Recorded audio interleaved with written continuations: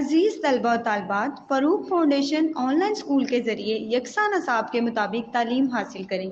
اگر ہماری ویڈیوز پسند آئیں تو چینل کو سبسکرائب کریں اور دوستوں کے ساتھ شیئر کریں اور بیل آئیکن کو لازمی دبائیں تاکہ آئندہ آنے والی تعلیمی ویڈیوز آپ حاصل کر سکیں۔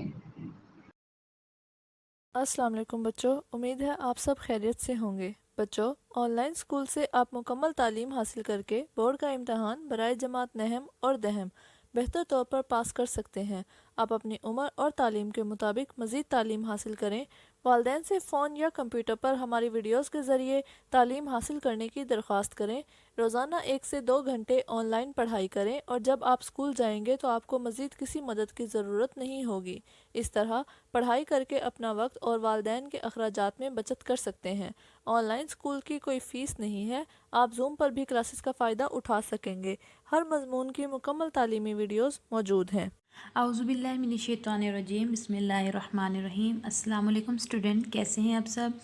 امید کرتی ہوں کہ آپ سب خیریت سے ہوں گے۔ آج ہم پڑھ رہے ہیں اسلامیات کلاس ہفتم، اور آج کا ہمارا جو عنوان ہے وہ ہے حقوق اللباد۔ پچھلے لیکچر میں بچوں ہم نے پڑھا تھا حقوق اللباد کیا ہے، اور اساتذہ حقوق اللباد میں کون کون سے حقوق آتے ہیں، جس میں اساتذہ کے حقوق ہوتے ہیں، مہمانوں کے حقوق ہوتے ہیں اور مریضوں کے حقوق ہوتے ہیں۔ اور اس میں ساتھ ہی ساتھ ہم نے اسلامک پوائنٹ آف ویو سے پڑھا تھا کہ حقوق اللباد کیا ہے اور حقوق اللباد کی کیا اہمیت ہے۔ دراصل حقوق لا اور حقوق اللباد دونوں ہی ادا کرنا ہم پر فرض ہیں۔ حقوق اللباد میں جیسا کہ آپ سب جانتے ہیں، ہم نے پچھلے لیکچر میں بھی پڑھا تھا کہ اساتذہ کے حقوق، مہمانوں کے حقوق، مریضوں کے حقوق، رشتہ داروں کے حقوق اور ہمسایوں کے حقوق شامل ہیں۔ لیکن حقوق اللہ جو ہوتے ہیں وہ اس میں اللہ تعالیٰ کے حقوق شامل ہوتے ہیں، جس میں نماز، روزہ، اللہ تعالیٰ نے جو حقوق بتائے ہیں وہ اس میں شامل ہوتے ہیں۔ حقوق اللباد یعنی بندوں کے حقوق سے مراد وہ تمام حقوق ہیں جو ایک انسان کے دوسرے انسان پر فرض ہوتے ہیں، ایک انسان کے دوسرے انسان کے ذمے ہوتے ہیں۔ چونکہ اسلام ایک ایسا کامل دین ہے جو کہ تمام انسانوں کا خیال رکھتا ہے، اسلام میں نہ صرف قریبی رشتہ داروں کو ہی حقوق دیے گئے ہیں بلکہ تمام ان کو بھی حقوق دیے گئے ہیں جو انسان سے وابستہ ہیں، جیسے کہ والدین، اولاد اور رشتہ دار بھی ہیں۔ اس کے علاوہ اساتذہ ہو گئے، مہمان ہو گئے، مریض ہو گئے، رشتہ دار، ہمسائے ہو گئے، ان کے حقوق بھی شامل ہوتے ہیں۔ اور اساتذہ کے حقوق کے بارے میں اللہ تعالیٰ نے بہت زیادہ فرمایا ہے کہ اساتذہ کے حقوق کا خاص خیال رکھا جائے، کیونکہ آپ صلی اللہ علیہ وسلم نے فرمایا کہ بے شک مجھے معلم بنا کر بھیجا گیا ہے۔ اس سے معلوم ہوتا ہے کہ اساتذہ کے حقوق کے بارے میں بہت زیادہ بیان فرمایا گیا ہے اور اس کی بہت زیادہ اہمیت ہے۔ ہمیں چاہیے کہ ہم اساتذہ کی عزت و احترام کریں، اور ہم سب پر فرض بھی ہے کہ ہم ان کی عزت و احترام کا خاص خیال رکھیں۔ اور اس طرح فرمایا گیا ہے کہ علم کو سیکھو اور علم کی تواضع اور وقار کو سیکھو، یعنی کہ علم کو آگے پہنچاؤ، اور علم حاصل کرنے والا اللہ تعالیٰ کے نزدیک پسندیدہ عمل ہے اور پسندیدہ شخص ہے۔ اور اسی طرح بچوں، آپ صلی اللہ علیہ وسلم نے بھی صحابہ کرام رضی اللہ تعالیٰ عنہ کو تعلیم دیا کرتے تھے، اور بہت ادب اور احترام سے تمام صحابہ آپ صلی اللہ علیہ وسلم کے آگے بیٹھتے تھے، اپنی آواز کو آپ صلی اللہ علیہ وسلم کی آواز سے اونچا نہیں کرتے تھے۔ یہ تمام وہ احترام تھا جو اساتذہ کے حقوق میں شامل تھا، اور استاد کا ادب و احترام کرنا ہم سب پر لازم ہے، خواہ وہ دینی تعلیم ہمیں دے رہا ہو یا دنیاوی تعلیم دے رہا ہو، وہ استاد ہے تو استاد کا ادب کرنا ہم پر فرض ہے۔ اسی طرح یہ بھی حقوق میں شامل ہے کہ استاد کو سلام کرنے میں پہل کی جائے، اس سے آگے نہ گزریں بلکہ استاد سے پیچھے چلیں، اور استاد کے ساتھ نرم لہجے اور آہستہ آواز میں گفتگو کریں، اور جو استاد کا معاوضہ بنتا ہے، جو وہ محنت کرتا ہے اپنے طلباء و طالبات کے ساتھ، ان کو ادا کرنا چاہیے، اور ان کی جس سے ان کی معاشی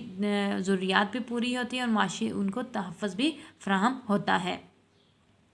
اسی طرح اسلام میں استاد کی اطاعت کا بارے میں بہت زیادہ اہمیت جہاں پہ دی گئی ہے، اور یہ بھی فرمایا گیا ہے کہ استاد کی تواضع و انکساری سے پیش آنا چاہیے، اور استاد کی جو گفتگو ہے اس کو بہت غور سے سنا جائے، اور بات سمجھ نہ آئے تو ادب و احترام کے ساتھ استاد سے اجازت لینے کے بعد اس سے دوبارہ پوچھا جائے جہاں سے کوئی بھی چیز اگر سمجھ نہیں آ رہی تو۔ اسی طرح استاد کے لیے ہمیشہ دعا کرنی چاہیے، خیریت کی دعا کرنی چاہیے، اور کیونکہ استاد کو روحانی والدین کا درجہ قرار دیا گیا ہے، اس لیے ان کی عزت و احترام کرنا ہم سب فرض ہے۔ اور ایک احادیث میں بھی ارشاد فرمایا گیا ہے کہ اپنے اساتذہ کے ساتھ عاجزی کے ساتھ پیش آؤ اور علم سیکھو، اور علم کے لیے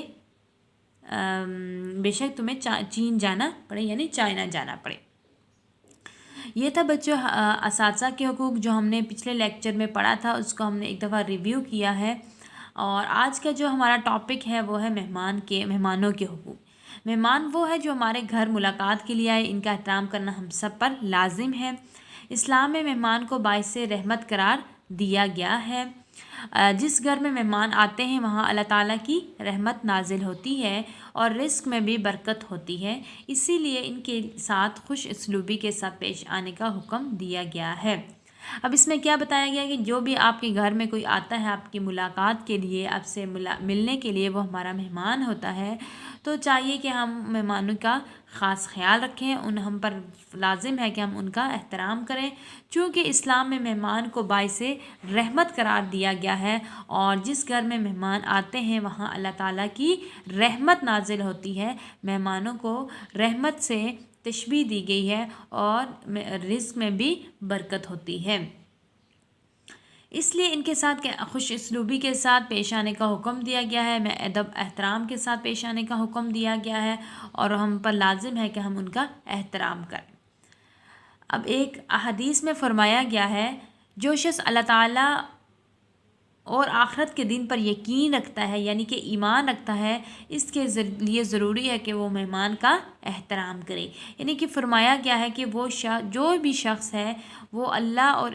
اور آخرت پر ایمان رکھتا ہے، یقین رکھتا ہے، اس کا ایمان اللہ تعالیٰ پر ہے اور اس کے بعد آخرت پر ہے، تو اس شخص کے لیے ضروری ہے کہ وہ اپنے مہمان کا بھی احترام کرے، وہ اپنے مہمان کا بھی خیال رکھے۔ چونکہ حضور پاک صلی اللہ علیہ وسلم خود بھی مہمان نواز تھے اور ہمیشہ اپنے اہل و عیال اور صحابہ کرام رضی اللہ تعالیٰ عنہ کو مہمان نوازی کا بھی حکم دیتے تھے۔ جو کچھ گھر میں موجود ہوتا مہمان کو پیش کر دیتے تاکہ مہمان کی مناسب طریقے سے خاطر تواضع ہو سکے۔ یعنی کہ اگر آپ صلی اللہ علیہ وسلم کے گھر میں کوئی مہمان آتا تو آپ صلی اللہ علیہ وسلم اس کے ساتھ بہت اچھے طریقے سے پیش آتے تھے، اس کی مہمان نوازی کرتے تھے، اور ہمیشہ اپنے اہل و عیال جو تھی ان میں صحابہ کرام رضی اللہ تعالیٰ عنہ کو بھی مہمان نوازی کا حکم دیتے تھے، اور جو بھی گھر میں موجود ہوتا اس کو مہمان کو پیش کر دیتے، جو چیز بھی ہوتی وہ مہمان کو لا کر دیتے تاکہ اس کی خاطر تواضع ہو سکے۔ ایسا کبھی بھی نہیں ہوا کہ کوئی بھی خالی ہاتھ آپ صلی اللہ علیہ وسلم کے گھر سے جائے، اور کوئی بھی سوالی آپ صلی اللہ علیہ وسلم کے گھر میں آتا تو آپ اس کو ہمیشہ دیتے۔ ایک دفعہ ایک مسافر آپ صلی اللہ علیہ وسلم کی خدمت میں حاضر ہوا، اور آپ صلی اللہ علیہ وسلم نے اسے اپنا کیا دیا، یہ ہم اس واقعہ میں پڑھیں گے۔ اس سے ہمیں یہی معلوم ہوتا ہے، ہم سبق سیکھتے ہیں کہ ہم اپنے مہمان کا خاص خیال رکھیں اور مہمان کی خاطر تواضع کریں، اس کا احترام کریں، کیونکہ مہمان باعث رحمت ہیں، اور مہمان کی احترام کرنے سے، خاطر تواضع کرنے سے رزق میں بھی برکت ہوتی ہے، اور اس کے ساتھ خوش اسلوبی سے پیش آنا چاہیے، کیونکہ احادیث میں بھی اس بارے میں ارشاد فرمایا گیا ہے۔ اور آپ صلی اللہ علیہ وسلم کے بارے میں بھی فرمایا گیا کہ وہ جب بھی ان کے گھر میں کوئی مہمان آتا تو وہ اسے خالی ہاتھ نہ لوٹاتے، بلکہ کچھ نہ کچھ دے کر اپنے گھر سے بھیجتے۔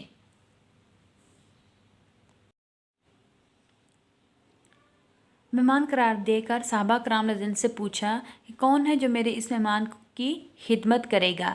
اس پر حضرت ابو طلحہ رضی اللہ تعالیٰ عنہ نے کہا، میں اس کی خدمت کروں گا۔ وہ مہمان کو گھر لے آئیں گے اور اپنی بیوی سے کہا کہ یہ رسول صلی اللہ علیہ وسلم کے مہمان ہیں، گھر میں جو کچھ موجود ہے لے آؤ۔ اس وقت اتنا ہی کھانا تھا کہ جو گھر والے ہی کھا سکتے تھے، مگر انہوں نے بچوں کو بھوکا سلا دیا، اور جو کچھ موجود تھا سب مہمان کو پیش کر دیا۔ اس طرح کیا ہوا کہ دونوں میاں بیوی بھی مہمان کے ساتھ بیٹھ کے اور چراغ کو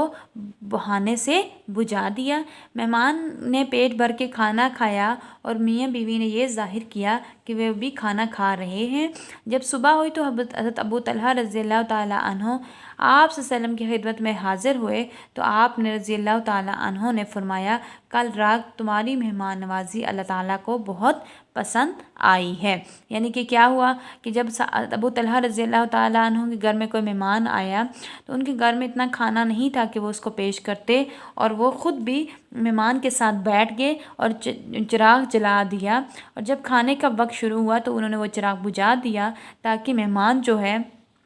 वो पेट भर के खाना खा सके और उसकी खिदमत हो सके, और वो जो भी था वो इस तरह उन्होंने खाया। और वो जब सुबह हुई तलहा रज़ियल्लाहु ताला अन्हो आप सल्लम की खिदमत में हाज़िर हुए तो आप सल्लम ने क्या फरमाया कि कल रात जो तुमने मेहमान नवाजी की वो अल्लाह ताला को बहुत ज़्यादा पसंद आई है। ठीक है बच्चों, इससे क्या पता चलता है कि आप सल्लम किस तरह मेहमान नवाजी किया करते थे और मेहमानों का ख़ास ख्याल रखते थे। इस्लाम ने भी मेहमानों के चंद हुकूक मुकर्रर फरमाए हैं जो दर्ज झेल हैं। मेहमानों के साथ खंदा पेशानी से पेश आना चाहिए और उनका खंदा पेशानी से इस्तकबाल करना चाहिए, और मेहमानों के आराम का हर तरह से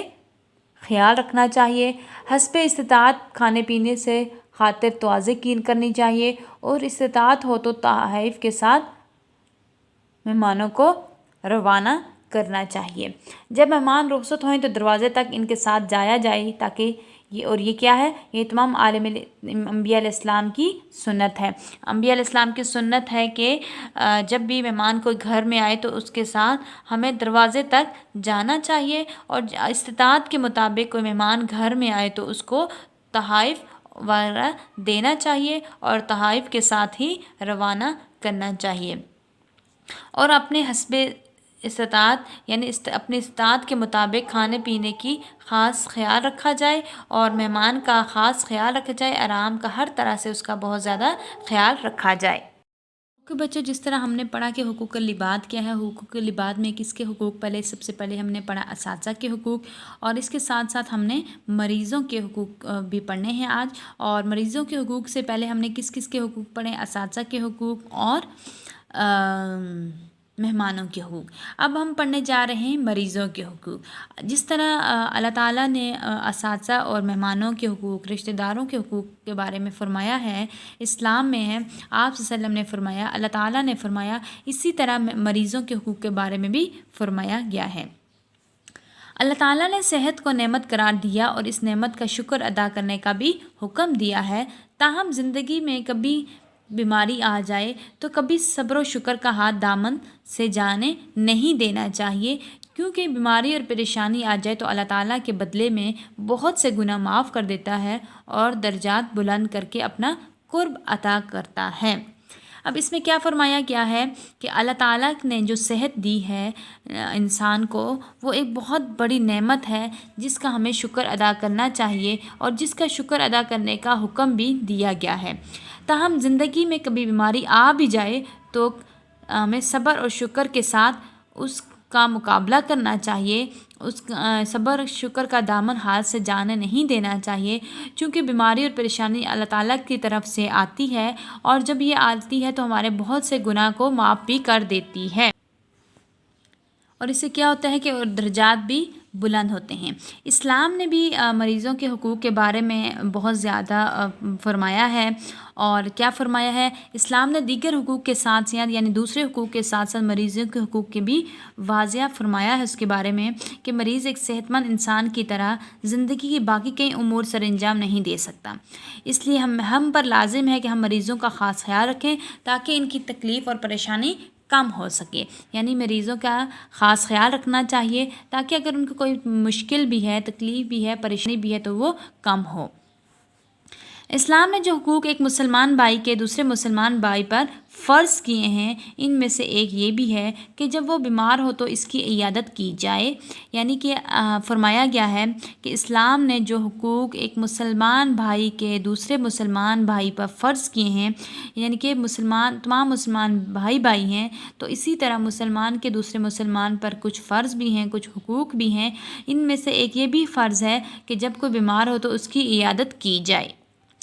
اور مریض کی عیادت کرنا نہ صرف مریض کے لیے باعث تسکین اور حوصلہ بخش ہوتا ہے، بلکہ عیادت کرنے والے کے لیے بھی اس میں اجر و ثواب ہے۔ یعنی کہ اگر آپ کسی کی عیادت کرتے ہیں مریض کی تو اس کو تو سکون ملے گا ہی، اس کو حوصلہ تو ملتا ہی ہے، لیکن اس کے ساتھ ساتھ عیادت کرنے والے کو بھی اللہ تعالیٰ ثواب سے نوازتا ہے، اس کے لیے بھی اجر و ثواب ہے۔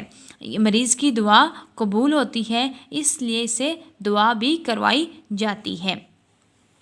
اسی طرح بچوں، ایک حدیث شریف میں بیان کیا جاتا ہے کہ جس نے اپنے بیمار بھائی کی عیادت کی وہ جنت کے بالا خانے میں ہوگا، یعنی کہ جس نے کسی بیمار کی عیادت کی، جا کے اس کا حال احوال پوچھا، اس کی حوصلہ افزائی کی، اس کا خیال رکھا، احترام کیا، تو اللہ تعالیٰ کے نزدیک اس کے لیے جنت میں جگہ بنائی جاتی ہے۔ یعنی کہ مریض کی عیادت کرنے کے بارے میں اتنا بڑا اجر لکھا گیا ہے۔ ہمیں چاہیے کہ جہاں پہ کہیں پہ بھی ہمارے رشتہ داروں میں، ہمسایوں میں، دوستوں میں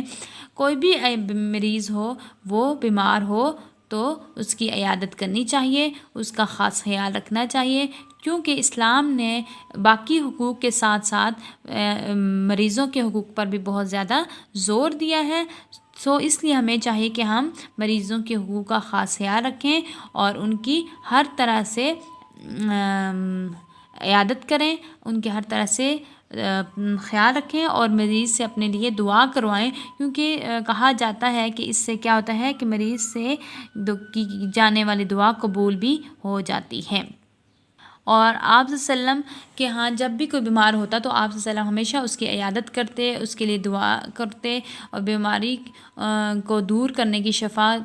دینے والی دعا کرتے، اور اس طرح سے اس کی عیادت کرنے کے ساتھ ساتھ اس کا احترام، اس کا خیال بھی رکھتے۔ چونکہ آپ صلی اللہ علیہ وسلم نے یہ کیا تو یہ سنت ہے، اور ہم پر بھی فرض ہے، لازم ہے کہ ہم بھی مریضوں کا خاص خیال رکھیں، ان کی عیادت کریں۔ اسی طرح ایک اور جگہ ارشاد فرمایا گیا ہے کہ مریض کی عیادت کرنے والے کے لیے 70,000 فرشتے دعائے مغفرت کرتے ہیں۔ یعنی کہ جو مریض کی عیادت کرنے کے لیے جاتا ہے، یعنی جو مریض کی عیادت کرتا ہے، اس کے لیے اتنا بڑا اجر لکھا گیا ہے کہ وہ 70,000 فرشتے اس کے لیے دعائے مغفرت کرتے ہیں۔ یعنی معاف کرنے کی دعا، یا جسے دعائے مغفرت کہتے ہیں، وہ 70,000 فرشتے جو ہوتے ہیں وہ دعائے مغفرت کرتے ہیں۔ اس طرح حضور صلی اللہ علیہ وسلم نے حدیث میں فرمایا ہے کہ قیامت کے دن اللہ تعالیٰ فرمائے گا کہ اے ابن آدم، میں بیمار تھا اور تو نے میری عیادت نہیں، جس پر آپ صلی اللہ علیہ وسلم فرماتے ہیں کہ اگر تو اس بندے کی عیادت کو جاتا تو وہاں پہ مجھے پاتا۔ اسی طرح حضرت عائشہ رضی اللہ تعالیٰ عنہ فرماتی ہیں کہ رسول صلی اللہ علیہ وسلم اپنے اہل میں کسی کی بیمار پرسی کو جاتے تو اپنا دایاں ہاتھ اس پر پھیرتے اور فرماتے، اے اللہ، انسانوں کے رب، بیماری دور کر شفا دے، تو ہی شفا دینے والا ہے، تیرے سوا کوئی کسی کی شفا نہیں ہے، ایسی شفا دے جو بیماری ختم کر دے۔ یعنی آپ صلی اللہ علیہ وسلم جب بھی جاتے تو بیمار کے سر پر یہ ہاتھ رکھ کر پھیر کر یہ دعا فرماتے کہ اے اللہ، انسانوں کے رب، بیماری اور شفا کو دور کرنے والے اس بندے کے حق میں شفا دے، تیرے سوا کوئی شفا دینے والا بھی نہیں ہے، اور ایسی شفا دے جو اس بیماری کو ختم کر دے۔ بچوں، اسی طرح آپ کو نظر آ رہا ہے کہ ایک باکس ہے یلو کلر کا، اس میں لکھا ہوا ہے حدیث قدسی سے مراد اللہ تعالیٰ کا وہ فرمان ہے جو رسول صلی اللہ علیہ وسلم نے بیان کیا ہو۔ ٹھیک ہے، اس سے کیا مراد ہے؟ جو آپ صلی اللہ علیہ وسلم نے بیان کیا ہو اسے حدیث قدسی کہا جاتا ہے۔ اسی طرح آپ صلی اللہ علیہ وسلم نے فرمایا کہ جو شخص کسی ایسے مریض کی عیادت کو جائے جس کی موت کا وقت ابھی نہ آیا ہو اور اس کے پاس جا کر 7 مرتبہ یہ دعا پڑھے تو اللہ تعالیٰ اس مریض کو اس بیماری سے شفا عطا فرما دیتے ہیں۔ اب وہ بچوں دعا کیا ہے؟ اسأل اللہ العظیم رب العرش العظیم ان یشفیک۔ اس کا مطلب کیا ہے؟ اس کا ترجمہ کیا ہے؟ میں سوال کرتا ہوں عظمت والے اللہ تعالیٰ سے جو کہ عرش عظیم کا رب ہے کہ وہ تمہیں شفا دے دے۔ یعنی کہ جو شخص بھی ایسے مریض کے پاس جاتا ہے جو اس کی عیادت کرنے کے لیے جاتا ہے اور اس کی موت کا وقت ابھی نہ ہو، تو اللہ تعالیٰ فرماتے ہیں کہ وہ شخص 7 مرتبہ یہ دعا پڑھ کر اس پر دم کرے گا تو اس کو شفا حاصل ہوگی، جس کا ترجمہ ہے کہ میں سوال کرتا ہوں عظمت والے اللہ تعالیٰ سے جو کہ عرش عظیم کا رب ہے، جو ساری کائنات کا رب ہے، کہ وہ تمہیں شفا دے دے۔ ٹھیک ہے بچوں، یہ تھی احادیث جس میں مریضوں کے بارے میں اللہ تعالیٰ نے کے ساتھ ساتھ آپ صلی اللہ علیہ وسلم نے احادیث میں فرمایا ہے، جیسے کہ اللہ تعالیٰ فرماتے ہیں کہ حقوق العباد میں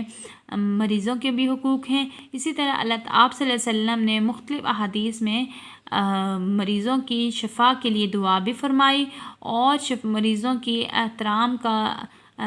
عیادت کرنے کے بارے میں بھی فرمایا کہ اسلام میں اس کی کتنی اہمیت ہے کہ اگر ہم کسی بھی مریض کی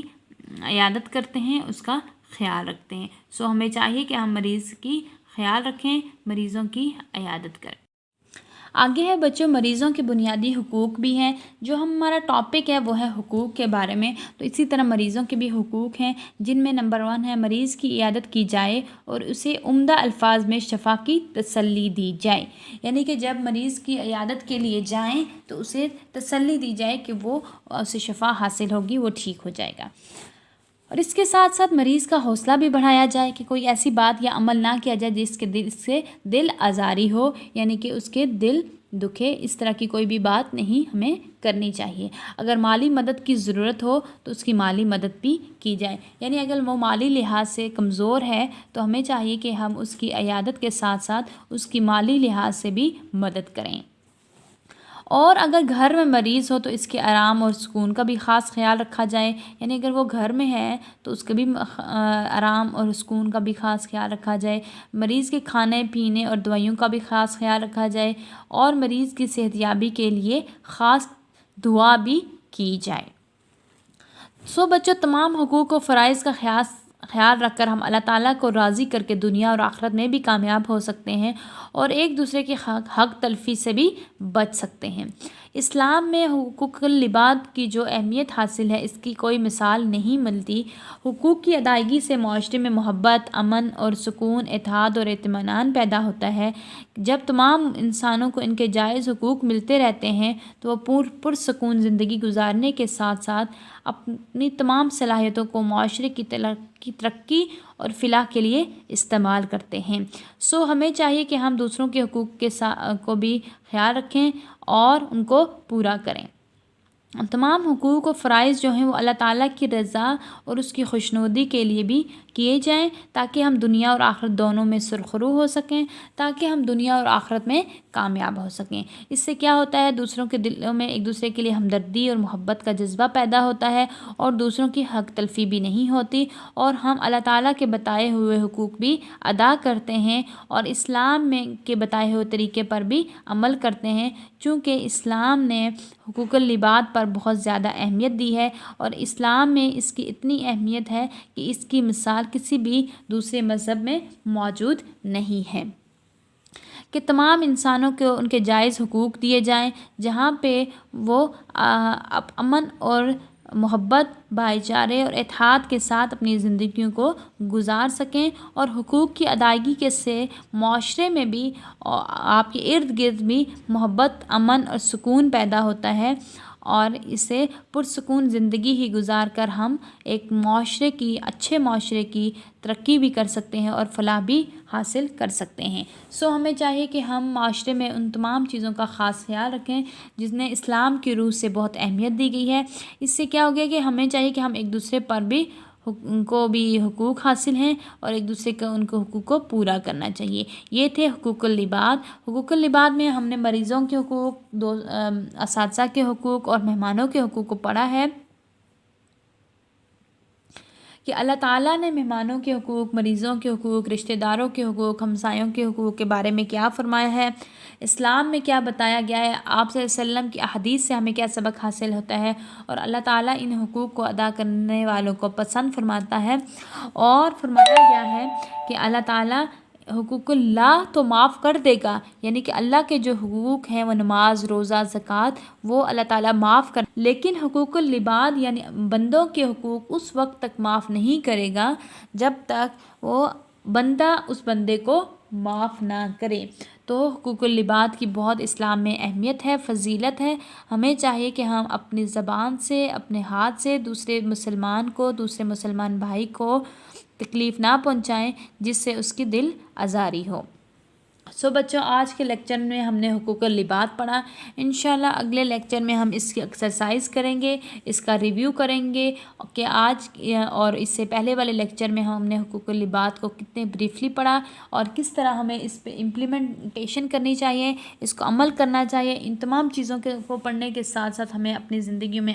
ان پر عمل بھی کرنا چاہیے، کیونکہ یہ سنت ہے اور سنت پر عمل کرنے کا بہت زیادہ ثواب ہے، اور ہم اسلامک پوائنٹ آف ویو سے جو ہمیں بتایا جاتا ہے، جو ہمیں اسلام کو ماننے والے مسلمانوں کو چاہیے کہ وہ اسلام کی پیروی کریں، جس سے ہم دنیا اور آخرت دونوں میں کامیاب ہو سکتے ہیں اور دنیا اور آخرت میں سرخرو بھی ہو سکتے ہیں۔